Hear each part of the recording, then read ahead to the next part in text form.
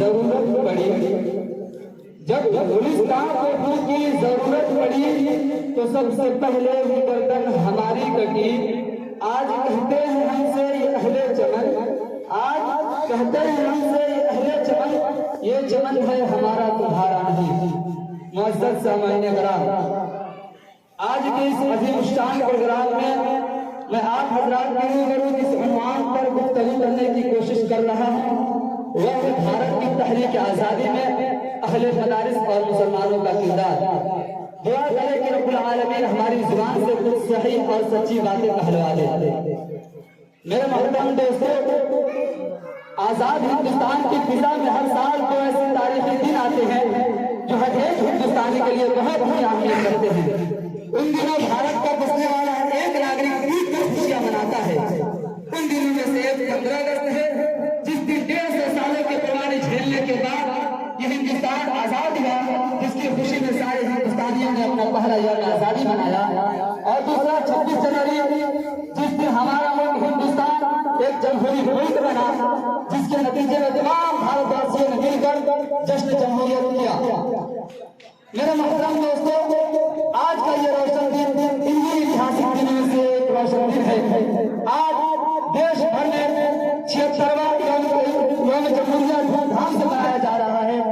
لوگ ایک دوسرے کو مبارکباد دے رہے ہیں، بچے خوشیوں سے جھوم رہے ہیں، اور پورے ملک کے تمام چھوٹے بڑے دنیاوی اور اصلی اداروں نے آزادی کے ترانے اور شہیدان وطن کے حالات پڑھ پڑھ کر اور گا گا کر سنائے جا رہے ہیں۔ میرے پیارے بھائیوں، جانتے ہیں کیوں؟ اس لیے کہ اب سے قریب 76 سال پہلے آج ہی کے دن جمہوریت کے شکل میں ہمیں اپنے مذہبی، سیاست و معاشرت اور خیالات کی آزادی نصیب ہوئی تھی۔ ہمارے بزرگوں کی آزاد قربانی رنگ لائی اور ایک ایسا ادھورا خواب پورا ہوا جو صدیوں پہلے دیکھا گیا تھا۔ میرے محترم دوستو، ہم اپنے ملک میں جس آزادی کی بات کرتے ہیں وہ آزادی ہمیں یوں ہی نہیں دی گئی، بلکہ اس آزادی کو پانے کے لیے ہمارے علماء نے بڑی قربانیاں دی ہیں۔ اس آزادی کو حاصل کرنے کے لیے علماء نے اپنی بیوی کو بیوہ اور بچوں کو یتیم نہیں کیا ہے۔ اس آزادی کو پانے کے لیے ہزاروں ماں نے اپنے بچوں کو دین میں نہاتے دیکھا ہے۔ اس آزادی کو پانے کے لیے لاکھوں حسبان وطن نے اپنے گھروں کو قبرستان بنتے دیکھا ہے۔ خلاصہ یہ کہ ہماری اس خوشی کے پیچھے ایک ایسی خطرناک داستان لکھی گئی ہے جس کا ایک ایک ورد ہندوستانیوں کے خون سے رنگین ہوا ہے، تب جا کر یہ کہیں ہمیں ملک کی اور جمہوری آزادی نصیب ہوئی ہے، اور اس میں سب سے زیادہ مسلمان اور علماء رہے ہیں۔ برادران ملت، میں آپ حضرات کو یہ یاد دلاتا چلوں کہ اس ملک کی آزادی کی جنگ 2 مرحلے میں لڑی گئی ہے۔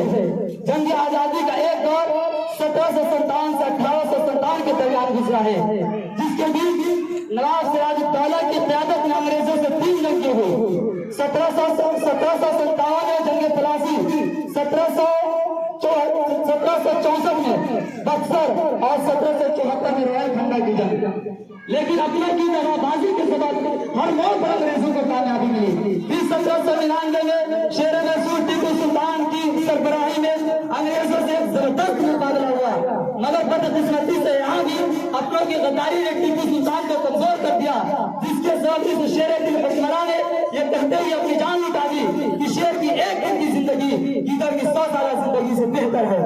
جب یہ بہادر مجاہد شہید ہو گیا تو انگریز گورنر ان کے سینے پر کھڑے ہو کر کہا کہ آج بھی ہندوستان ہمارا ہے۔ چنانچہ اس جنگ میں ٹیپو سلطان کی شہادت کے بعد انگریزوں کے حوصلے آسمان تک پہنچ گئے۔ وہ ایک ایک کر کے چھوٹے بڑے شہروں پر قبضہ کرتے ہوئے دلی پہنچے۔ وہاں پہنچ کر جب انہوں نے 1803 میں اعلان کیا کہ ملک بادشاہ سلامت تھا مگر آج سے حکم ہمارا چلے گا، تو اس وقت میں سب سے بڑے عالم دین مولانا شاہ عبد العزیز محدث دہلوی نے انگریزی سامراج کے خلاف ایک فتویٰ دیا، اور یہ فتویٰ ملک کے کونے کونے میں آگ کی طرح پھیل گیا اور کہا لوگوں اب ہندوستان غلام بن چکا ہے، اب انگریزی سامراج کے خلاف ہمارے اوپر جہاد فرض ہے۔ اس وقت میں کسی نواب اور راجا مہاراجا میں یہ حوصلہ نہیں تھا، لیکن ایک عالم دین نے جرأت کی اور اپنے ایک آواز کے ذریعے انگریزوں کی نیند حرام کر دی۔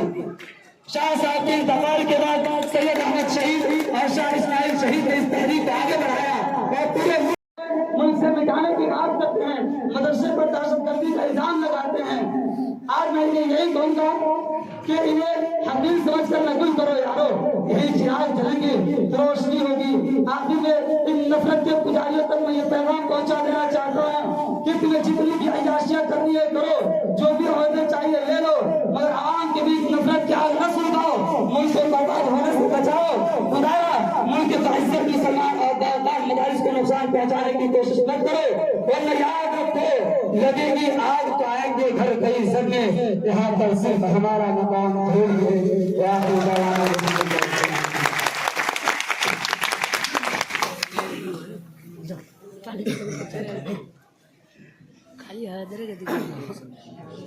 मौसूफ की ज़ुबानी आप ये सुन रहे थे कि इस मुल्क की आज़ादी में उलमा और मुसलमानों ने क्या क्या